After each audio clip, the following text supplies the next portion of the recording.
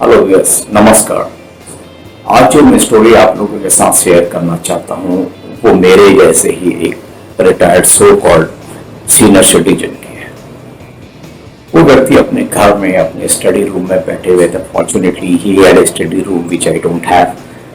सो jokes apart, वो अपने study room में बैठे हैं आराम से और उनको देख के लगता है कि वो किसी बड़ी गहन सोच में है, चिंता में है, थके थके से लग रहे हैं। उसके बाद थोड़ी देर बाद उठते हैं और अपनी स्टडी टेबल तक आते हैं और स्टडी टेबल में आ करके वो पेन और कागज उठाते हैं और उस कागज पे कुछ लिखना शुरू करते हैं। थोड़ी देर तक कागज में कुछ लिखने के बाद वो वापस कागज को वहीं अपना स्टडी टेबल में छोड़ के अपनी कुर्सी में जाके बैठ जाते हैं और फिर से किसी चिंता में डूब जाते हैं।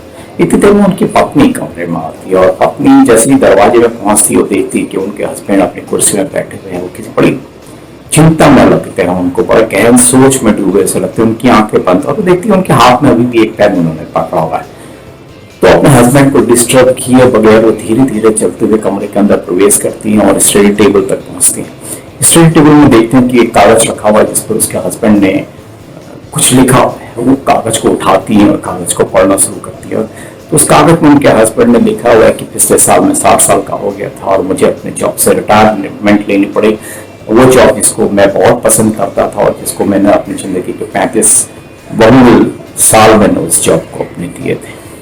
इसके बाद उन्होंने लिखा कि पिछले साल मेरे पिताजी का देहांत हो गया था और उसके साथ में उन्होंने उसमें ये लिखा कि पिछले साल मेरे बेटे का एक कार एक्सीडेंट हो गया था जिसमें मेरी कार पूरी तरह डैमेज हो गई थी और मेरे बेटे को उसकी वजह से काफी दिन तक हॉस्पिटल में रहना पड़ा और इसकी वजह से उनका एक साल भी बर्बाद हो गया क्योंकि वो अपने एग्जाम नहीं दे पाए, इसलिए उनका एक साल उसमें खत्म हो गया। आखिर में उन्होंने लिखा कि पिछले साल मेरे गॉल ब्लैडर का ऑपरेशन हुआ जिसकी वजह से मुझे खुद भी बहुत दिन तक हॉस्पिटल में रहना पड़ा था और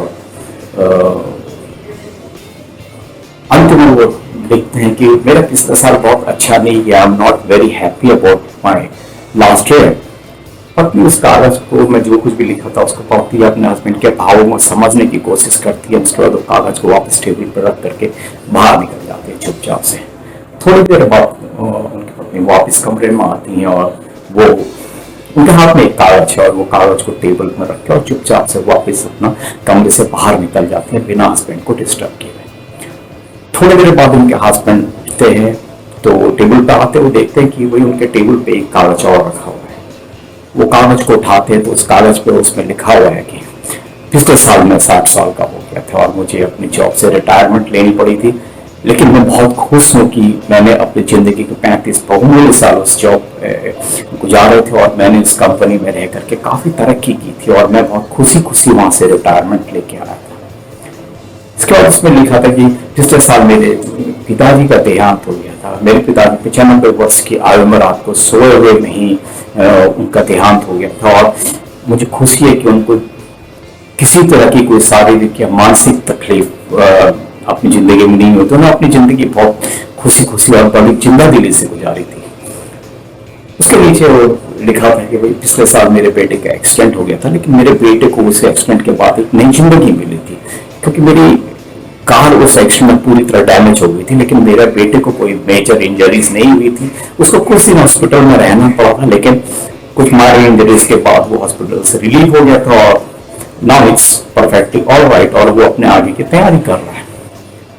लास्ट में उसमें लिखा था कि पिछले साल मेरे गॉल ब्लैडर का ऑपरेशन हुआ था। वो गॉल ब्लैडर जिसकी वजह से मैं कई साल तक बहुत तकलीफ में था, उसकी वजह से मुझे काफी पेन सहना पड़ता रहा था पिछले कई सालों में और मैं अभी काफी रिलीफ महसूस कर रहा हूँ। और अंत में एक लाइन उसके नीचे लिखी थी, मेरा पिछला साल मेरे लिए बहुत अच्छा गया। I was blessed with so many things in the last.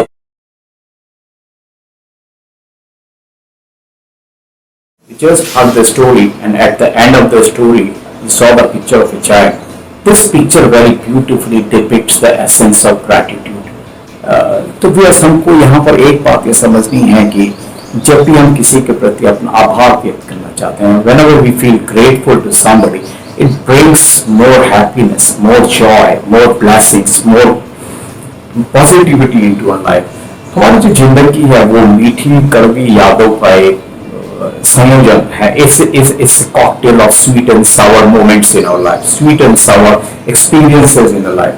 हो सकता है कि हमारी जिंदगी में कुछ ऐसे क्षण आए हों जब हमें किसी तरह का दुख हुआ हो, या हमारे किसी तरह की पीड़ा हमारी जिंदगी में आई, या कुछ ऐसे क्षण हो जिसमें जिनके साथ हमारी कुछ कड़वी यादें जुड़ी हुई हों. लेकिन हमारी जिंदगी में बहुत सारे ऐसे मोमेंट्स आए होंगे, बहुत सारे हमारे लाइफ में हमको एक्सपीरियंस हुए होंगे जो हमारी जिंदगी में खुशियां लेके आएंगे, जिनके साथ हमारी बहुत सारी मीठी यादें जुड़ी हुई होंगी. और हमेशा हम उन्हीं क्षणों को, उन्हीं मोमेंट्स को, उन्हीं एक्सपीरियंसेस को याद रखना चाहते हैं जो हमारी जिंदगी में खुशियां लेके आते हैं, जो किसी तरह का सुख हमें देते हैं. आप सोचिए कि जब भी आपकी कोई छोटी बड़ी कोई इच्छा पूरी होती है तो आप कैसे रिएक्ट करते हैं. Well suppose you are preparing for a competitive exam, और आप बहुत दिल लगा के उसके लिए मेहनत करते हैं और आप उसमें सफल हो जाते हैं. How do you react? You just raise your hands and you try to express your gratitude to the Almighty. So this is what it is. आपका कोई घर में ऐसा कोई अच्छा काम होता है, कोई सपोज आपके घर में कोई बेटा पैदा होता है, बेटी पैदा होती है, या इस तरह का कोई शुभ कार्य आपके घर में होता है, तो आपको क्या फीलिंग आती है आखिरी में? जस्ट फोल्ड योर हैंड्स, और आप जिस तरीके से भी ईश्वर का, भगवान का, खुदा का आभार व्यक्त करना चाहते हो आप करते हैं, क्योंकि यही वो क्षण होते हैं जब आपको महसूस होता है कि जो कुछ हुआ उसके लिए आपको उनका आभार व्यक्त करना चाहिए. सो बी ग्रेटफुल टू दैम. तो मैंने कहीं पर एक बहुत सुंदर पंक्ति पढ़ी थी कि pray not because you need something but because you already have a lot to thank God for. तो ये सारी बातें हमको याद रखनी चाहिए कि gratitude is a feeling which brings more joy, more happiness, more positivity, more blessings into your life.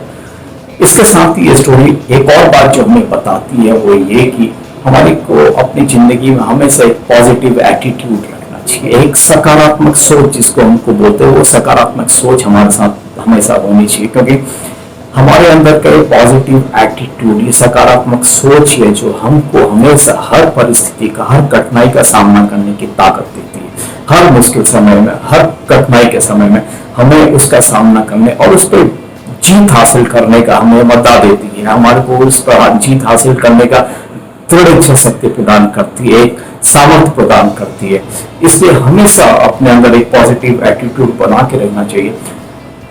हमारी इस स्टोरी में उनकी पत्नी ने जो एक पेपर के ऊपर उनको लिख के वापस दिया था, उन बातों से वो अपने हस्बैंड को सिर्फ यही कन्वे करना चाहती थी कि जिंदगी में आपके पास जो कुछ भी है उसके लिए आपको ऊपर वाले का शुक्रिया अदा करना चाहिए और एक पॉजिटिव एटीट्यूड हमेशा लाइफ में बना के रखना चाहिए, ताकि आप अपनी जिंदगी को खुशी से जी सके, सुखमय जीवन आप अपना बना सके. आपके सामने बहुत सारे ऐसे एग्जाम्पल होंगे जहां पर एक पॉजिटिव एटीट्यूड से इंसान बहुत कुछ ऐसा कर जाता है जो एक असंभव सा प्रतीत होने वाली चीज होती है. आप सभी ने शायद अरुणिमा सिन्हा का नाम सुना होगा. वो महिला जिनको बदमाशों ने ट्रेन से धक्का दे दिया था और उनका एक पैर कट गया था. पूरी रात वो ट्रेन के ट्रैक पर पड़ी रही. उसके बाद जब हॉस्पिटल में उनकी आंख खुली तो उनको लगा कि मैं बची हूं, तो इसका मतलब ईश्वर ने मुझे कुछ ऐसा करने के लिए बचाया है जो यूनिक हो, जो ऐसा हो जिसके ऊपर मैंने कभी सोचा भी नहीं होगा. So she decided that she will climb Mount Everest. और उसके बाद उसने वहां से अपना ट्रेनिंग शुरू किया. She was the first lady to climb Mount Everest with a artificial leg. So ऐसे बहुत सारी स्टोरी है, ऐसे ही कई स्टोरी आपको पढ़ने को, सुनने को मिल जाएंगे जहाँ पर लोगों ने वो अचीव किया जो अनबिलीवेबल था, जिसके बारे में इंसान कभी सोच नहीं सकता था कि वो ऐसा कर सकता है. विल्मा रुडोल्फ एक महिला थी अमेरिका में जो बचपन से पोलियो से ग्रस्त थी और डॉक्टर्स ने बोल दिया था उनको कि वो कभी चल नहीं पाएंगे बिना क्रच के. उनके पैरों पे लगा दिए गए थे, लेकिन 5 साल की उम्र में उन्होंने डिसाइड किया कि उन्होंने दौड़ना है. And at the age of 15 she decided कि मुझे इस दुनिया का सबसे तेज धावक बनना है. और 9 साल की एज में उसने अपने पैर से हटा दिए थे crutches.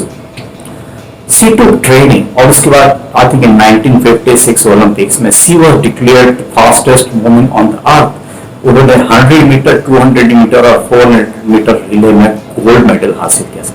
So these are some of the examples which tell you कि आदमी में एक पॉजिटिव एटीट्यूड और एक फीलिंग ऑफ ग्रैटिट्यूड जो होता है वो उससे क्या कुछ करवा सकता है। सो मैं आपसे यही कहूंगा कि अपने अंदर एक पॉजिटिव एटीट्यूड, एक सकारात्मक सोच को हमेशा जिंदा रखिए and always be grateful to the God, always be grateful to the Almighty for what you are and what you have।